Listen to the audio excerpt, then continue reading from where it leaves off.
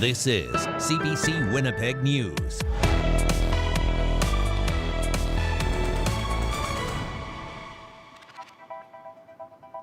Good evening. Thanks for joining us. Wildfires in Northern Ontario continue to rage out of control. People have been forced to flee their homes and the impact is wide-reaching. Nearby, a group of young Manitoba kids on a backcountry canoe trip had to be rescued. And for many, this is reigniting the conversation about climate change. CBC's Gavin Axelrod has more. Wildfires continue to burn in northwestern Ontario, and they're impacting wilderness camps that travel on water in the area. On Wednesday, paddlers on a 4-week girls' canoe trip in this remote area were evacuated by float plane. They were then taken to a camp on Savant Lake. From there, they were taken to Sioux Lookout. My daughter said they could see ash in the air, so close enough for that. Jennifer Magarovich's daughter is on the trip. I actually wasn't that surprised, right, given what's going on. And if you look at the maps of what's going on, the fire maps in Ontario right now, it's pretty scary. She worries as the impacts of climate change intensify, a day may come where the canoe trips are no longer possible. Having grown up in Northern Ontario, for me, this was an important experience for my daughter to have. And thinking that maybe her kids might not have the same experience, right? It's a little bit sad. Sarah MacArthur oversees Camp Stevens and says wildfires are starting conversations about how its wilderness programs can adapt and evolve. A 4-week boys trip was also evacuated safely this week. We want to continue to offer these wilderness trips, but it cannot be at the expense of, our participant safety. So all things are just being considered to ensure that we can still deliver this, but they have to be done in a safe manner. Another outdoor summer camp in Northern Ontario is also monitoring fire maps closely as the start of its 4-week canoe trip nears. BB Camp Executive Director Sarah Gould says they want to be able to offer wilderness programming well into the future. I think I worry about the environmental conditions as a whole and the ability of us to instill, the right care of the environment around us so that these trips can continue for future generations. The Camp Stevens canoe trips have been rerouted and will be on Lake of the Woods for the next 2 weeks. The camp says it will monitor the situation closely and make adjustments as needed. Gavin Axelrod, CBC News, Winnipeg. Now, smoke from multiple wildfires has been making its way across Winnipeg and Manitoba, bringing hazy skies and, for many, difficulty breathing. Matt Humphrey looked into how it's affecting people. This week, Winnipeggers didn't just contend with heat, but smoke as well. I'm really concerned because last summer was absolutely awful. So keeping my fingers crossed, it's not as bad this year. So usually I'm doing 10,000 steps around the neighborhood. And because of the smoke yesterday, I couldn't. I had a really bad headache yesterday. I was supposed to go out and do some things yesterday, and I had to just stay at home because my head was really hurting because it smelled, you could smell it. One expert says the smoke can cause symptoms similar to seasonal allergies. First thing typically is you'll experience difficulty breathing, probably some coughing, irritation of your throat. Probably very similar symptoms to what you experience when you have seasonal allergies. You get a lot of mucus, runny nose, irritated eyes. Chris Pascoe is an associate professor of physiology at the University of Manitoba. He says long periods of air pollution could lead to chronic disease. So we think of asthma, COPD, heart disease, neurologic diseases. Whether wildfire smoke through a prolonged period of time will do the same thing is kind of an unanswered question right now, but certainly a territory we're moving into in terms of these reoccurrent wildfire episodes. Environment and Climate Change Canada says with fires in the provinces north and in Ontario and Saskatchewan, Winnipeggers should watch out for the smoke to perhaps return this summer. Matt Humphrey, CBC News, Winnipeg.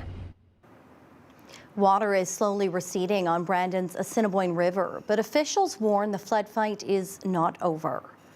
The river has fallen more than a meter since Sunday's crest, but the mayor warns now is not the time to let their guard down. He says they're keeping a close eye and remain concerned about any potential and unexpected rainfall. Officials say paths near riverbanks remain closed because of high water. The city is now starting to clean up and assess damages. People are being asked to stay away from riverbanks. A group of residents at the Shaftesbury Park retirement residence have been left to find and hire their own home care. They say it comes after a program offered by the facility was cancelled, with most of its staff given termination notices after unionizing. The CBC's Alana Cole explains. My mom and dad are both here. Yeah. Joelle Robinson and Terry Hopkinson live at the Shaftesbury Park retirement residence. They've been relying on a home care program at the facility, but say late last month they found out it was being canceled and the majority of its staff were given termination notices. I think what is not just frustrating but so offensive and hurtful is it really makes us feel disposable, that our needs weren't really taken into consideration. Robinson says they were told the home care service was losing money, but they found out it was stopping just as the program staff became certified union members. Whether coincidence of the union certification on the same day or whether there were other considerations which we're being urged to believe, the fact is we were given basically very little notice. The Canadian Union of Public Employees Manitoba, which represents the 70 staff given notices, say the case is now before the Manitoba Labour Board. It's absolutely uncommon to have this happen. It tells you a lot about a workplace and an employer. As for those at the retirement home, Robinson and Hopkinson helped form a volunteer committee and went out looking for a private agency to meet the needs of the roughly 65 residents using the program. They're now planning to work with Just the Right Care Services. We're looking after us. That's what we're trying to do. And we want to get the right people in place that can look after us and our needs.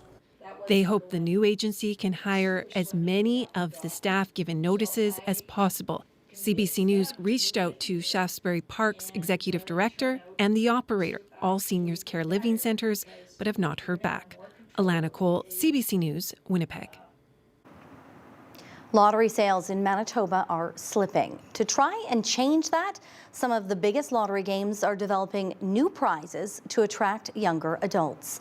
As the CBC's Ian Fraze tells us, these prizes won't give you a mansion or a yacht, but maybe a dream that's more achievable. Satish Abbey is used to checking his lottery ticket. No, it's not a winner. But many young adults don't bother buying them. A grocery store owner says the younger generation is probably making the right call. Good thing they save money. There's no way you're going to win for lotto. Fewer young adults buying tickets is contributing to a 13% drop in net income from lottery sales. That's less money for the provincial government, a legislative committee heard earlier this year. The next generation is not seeing maybe the appeal of participating in a lottery. The head of Manitoba Liquor and Lotteries says they're looking to make the lottery more appealing.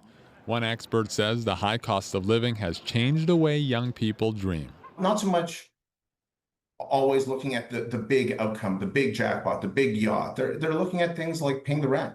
Like, how am I going to afford to grab dinner? So what do you do if you're trying to sell lottery tickets? If you're Lotto Max, you introduce multiple $100,000 prizes with every draw. Research suggests younger adults see those winnings as more realistic than, say, a multi-million-dollar jackpot. Lotto Max has leaned on social media influencers to reach new players.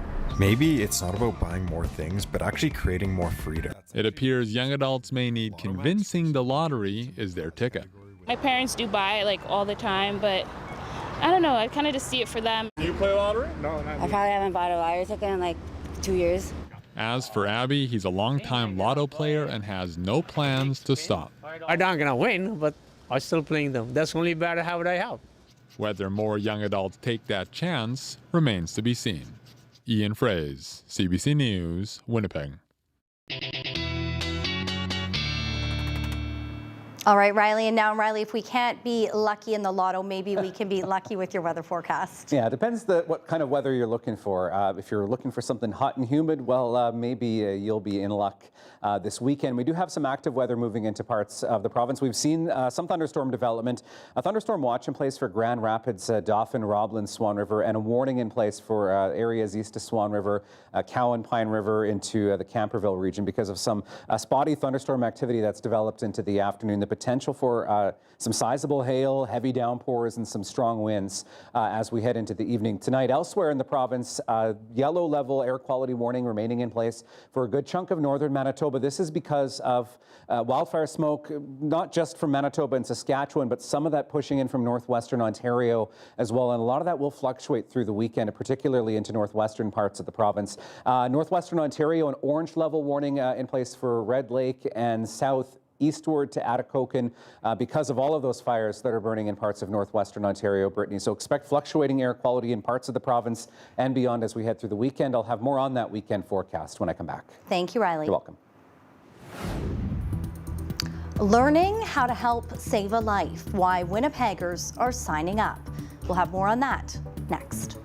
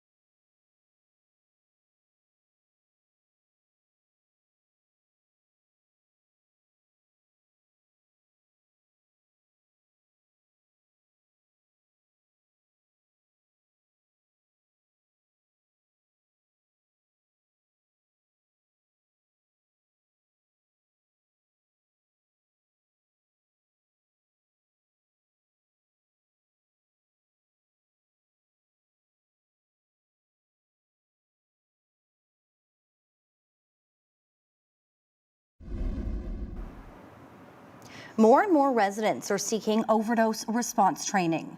Advocates say that shows how prevalent the drug crisis has become. But they also feel it reflects the level of community in the city. CBC's Alicia Wang reports. This overdose response training is sold out. Most of these participants are ordinary residents who want to help. Community safety consultant Victor Mandaka led the workshop. He says it's a sign of how bad the drug crisis is getting. When we're seeing large numbers in folks showing up for these training sessions, we know that it's everywhere and it's very visible. So we're seeing the most toxic drug supply we have ever seen, and we're seeing it everywhere. The session is part of an ongoing program offered by Nowen Consultations that's open to the public. It's in response to growing demand.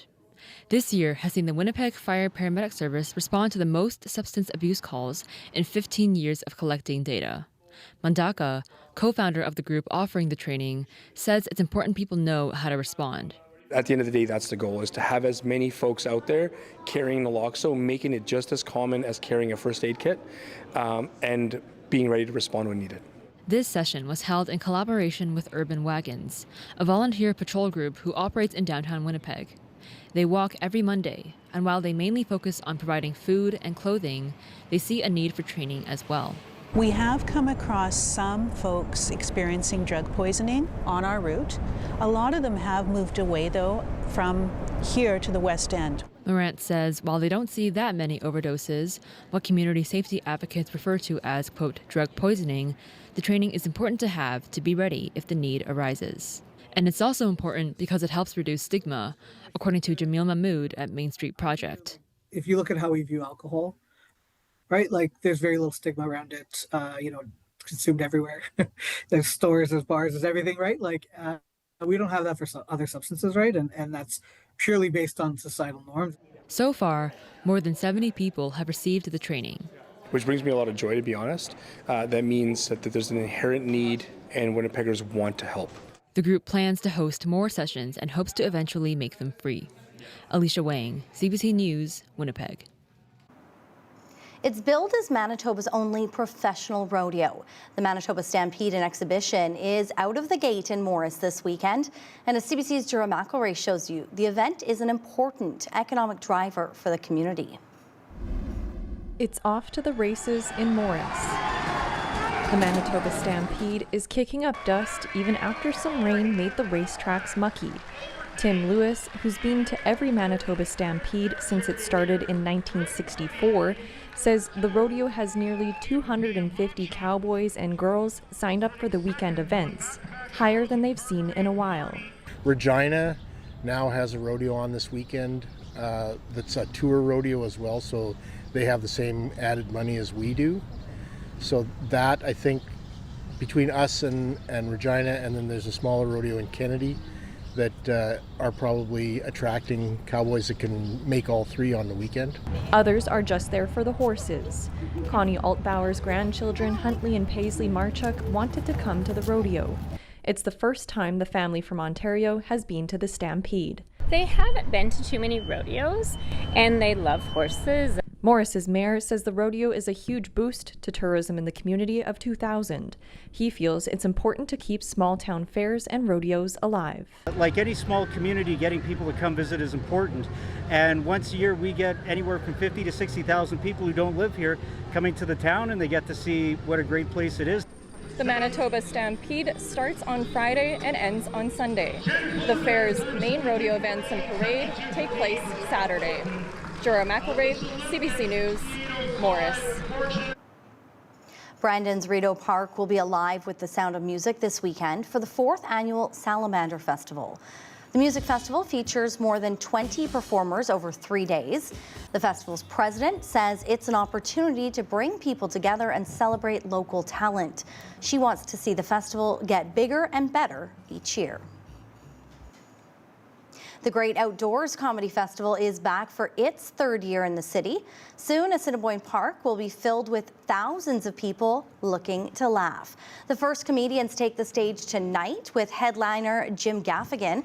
In total, more than a dozen comedians will be performing over 5 shows ending Sunday night. Organizers say half of people attending come from out of town, and this is a chance to highlight Winnipeg during and after. To get the drone footage up, the drones up, seeing how amazing this place looks, it's quite remarkable. And you know, when I take this video footage down to the U.S. and show people what Winnipeg has to offer, everyone's just blown away, and they start looking at Winnipeg as a place for them to have their holiday and come enjoy some laughter and fun. New this year is the team partnered with Southern Chiefs organization. Friday night will start with a 15-minute showcase featuring Indigenous comedy. The hope is to bring it across the country next year.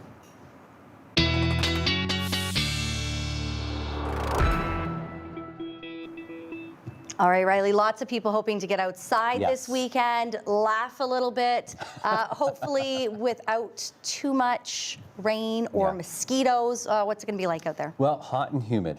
Well, not as oppressive as last weekend, and there could be some unsettled weather as we get through the back half of the weekend, for some of us anyway. I'm going to start with some of the events that are happening that you saw there, including the Stampede happening in Morris. If you're heading out there, well, make sure you've got lots of sunscreen, lots of water, and of course, don't forget the hat as well. 30 and 31 through the weekend for Morris for the Stampede. Couple events a little bit further west. Wawanesa, Pound, Pale, and Paddle. I hope I got the order of that right. 30 and 32 through Saturday, Sunday. So another hot weekend, humid as well. Likely feeling closer to the 40 mark by the time we get into Sunday. And for the Salamander Music Festival in Brandon, 31s and 32s, and feeling closer to 38 or 39 by the time we get to Sunday. So prepare for some humidity and some hot weather. As we head into the weekend, we are still looking at some unsettled weather pushing through, particularly parts of the Swan Valley where we have seen some warnings and some thunderstorms pushing through the Duck Mountain region and just outside of Swan River and points to the east of through the afternoon hours today. That should all start to settle down as we get into the evening hours tonight. High pressure has been building in from the west. And that's what's helped to clear things out as we've advanced through the afternoon hours today with some cloud cover still into northern parts of the province and some thunderstorms likely into some of this cloud cover pushing into the Island Lake region as we head into the early evening. So all of that pushes out as we get overnight. Then we're into a mainly sunny sky to start the day on Saturday. A little bit of stray cloud cover into parts of western Manitoba. Nothing much to write home about. Could see some scattered showers perhaps again into parts of the northern Interlake and the northern Parkland as we head overnight into Sunday. But what I am watching is this area of low pressure over Saskatchewan that will push in as we get into the day on Sunday. And this could trigger a couple of thunderstorms first into the evening hours into parts of the northern Interlake, but it's more so what this cold front does as it swings through as we get into early Monday morning. Could trigger some thunderstorms overnight pretty broadly across the south, but this will also knock our temperatures down to start next week. So what we're looking at in terms of any rainfall, not much to write home about for southern Manitoba at least, but where we do see some of that thunderstorm activity, the potential of even up to 30 millimeters in some cases out of some of those thunderstorms as we head through the weekend. Your forecast for Saturday looking like this, 30s, 31s into western Manitoba, 28 to 30 through the Red River Valley and into northwestern Ontario. Feeling closer to the 35 mark with the humidity, and temperatures hot in northern Manitoba as well. 29 in Thompson, 30 in Lynn Lake through the weekend and into Sunday. We'll add a few degrees to the thermometer. 32 for Winnipeg and Portage, 31s, 32s in the west. Feeling closer to 38, 39 with the humidity as we get through the weekend, Brittany, and the possibility of seeing some thunderstorms in northern Manitoba. Thank you, Riley. You're welcome. Well, she spent more than 4 decades serving up fries with a side of smiles. Why one fast food worker is now being honored. That's next.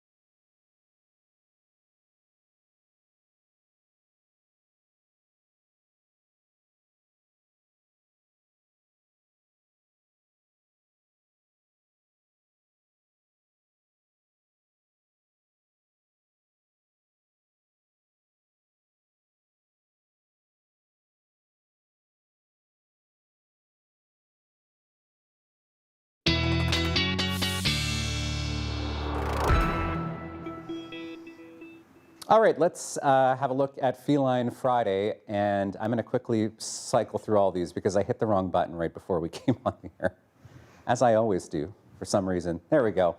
There we go. There's Feline Friday, and Tommy, thanks to Diane for sending this picture in, and probably just based on the facial expression, the favorite spot in the house. Please keep sending yours to talkback at cbc.ca. Up to 29 in the afternoon tomorrow.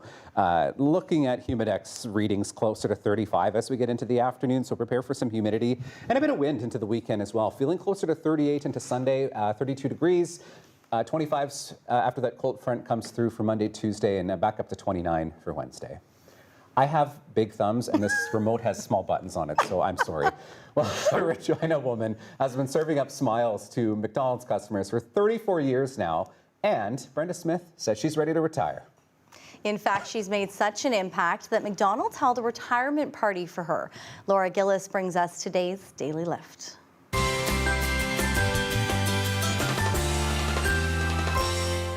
Congratulations. Happy retirement. Customers lined up at McDonald's, not for food, but for a chance to congratulate Brenda Smith on her retirement. She's been working at McDonald's in Regina for 43 years. I just love everything. The 63-year-old is one of the longest working employees and the most beloved. My grandkids even know Brenda.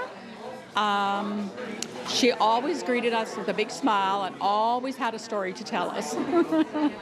The McDonald's on East Victoria Avenue held a come-and-go retirement party for Smith, and a steady stream of customers, former co-workers, and friends stopped by to wish her well. I love working with the staff, and I love the kids. She has been a lifer with us. She's the best employee that we could ask for. So I'm incredibly sad to see Brenda leave McDonald's, but she will always be a part of our family here. Customers say McDonald's won't be the same without Smith's smiling face. Laura Gillis, CBC News, Regina. I love it, and an extra happy meal. Absolutely. I'm sure she'll be stopping in for coffee every now and then. Oh, definitely. She looks like she really likes her job, too. Yes, absolutely. Well, hopefully you guys all have a wonderful weekend. Again, just a reminder with that heat, that humidity, find some shade and stay hydrated. Lots of water. We'll see you back here Monday. See ya. I like that it was like a come and go party. I know. That was so quick.